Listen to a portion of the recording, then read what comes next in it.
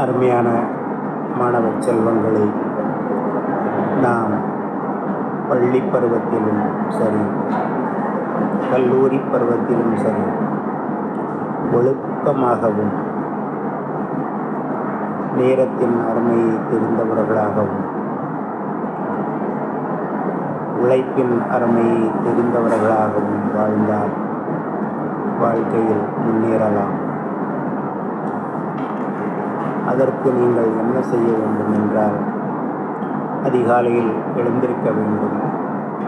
குளித்துவிட்டு ஒரு நிமிடம் கடவுளை நினைத்து கொண்டு உங்களது காரியங்களை நீங்கள் தொடங்க வேண்டும். ஆக ஒழுக்கமாகவும் நேரத்தின் அருமையையும் தெரிந்து கொண்டு நீங்கள் பள்ளிக்கூடத்திற்கு நேரத்துடனே செல்ல வேண்டும். அங்கு ஆசிரியர்கள் கூறுவதை கவனமாக கற்றுக்கொண்டு கொடுக்கும் வீட்டு பாடங்களையும் முறையாக செய்துவிட வேண்டும். இவ்வாறு உங்களது பள்ளி வாழ்க்கையை முடித்த பின் கல்லூரி வாழ்க்கையிலும் நீங்கள் ஒழுக்கத்தையும் நேரத்தையும் எதை எப்பொழுது செய்ய வேண்டுமோ அதையெல்லாம் ஒழுங்காக செய்தால் வாழ்க்கையில் நீங்கள் வேலை தேடும் படலத்திலும் ஒழுக்கத்தையும் நேரத்தையும் கடின உழைப்பையும் நீங்கள் தெரிந்து கொண்டால் நல்ல வேலை கிடைக்கும்.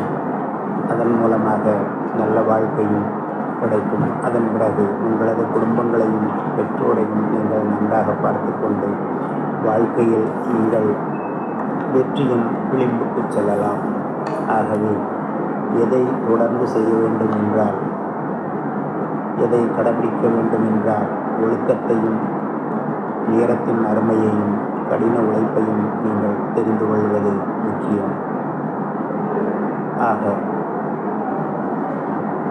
ஒரு வீட்டிற்கு வீடு கட்டுவதற்கு ஃபவுண்டேஷன் எவ்வளவு தேவையோ, அதாவது ஸ்ட்ராங்கான ஃபவுண்டேஷன் தேவையோ, அதுபோல் நீங்களும் சிறு பிள்ளையில் இருந்தே உங்களது வாழ்க்கையின் ஃபவுண்டேஷனை இடமாக ஸ்ட்ராங்காக போட வேண்டும் என்றால் ஒழுக்கம், நேரத்தின் அருமை, கடின உழைப்பு, இந்த மூன்றும் தான் சிமெண்ட், மண், தண்ணீர், இந்த மூன்றும் போல உங்கள் வாழ்க்கையிலும் நீங்கள் ஒரு பலமான ஃபவுண்டேஷனை உங்களது வாழ்க்கைக்கு அமைக்க வேண்டும் என்று உங்களை கேட்டுக்கொள்கின்றேன். இதை நீங்கள் செய்தீர்கள் என்றால் எதை பற்றியும் வாழ்க்கையில் கவலைப்பட வேண்டாம். உங்களது சந்ததியரும் உங்களை பின்பற்றுவார்கள் என்பதில் எந்தவித சந்தேகமும் இல்லை. செய்வீர்களா? இன்றே செய்யுங்கள்.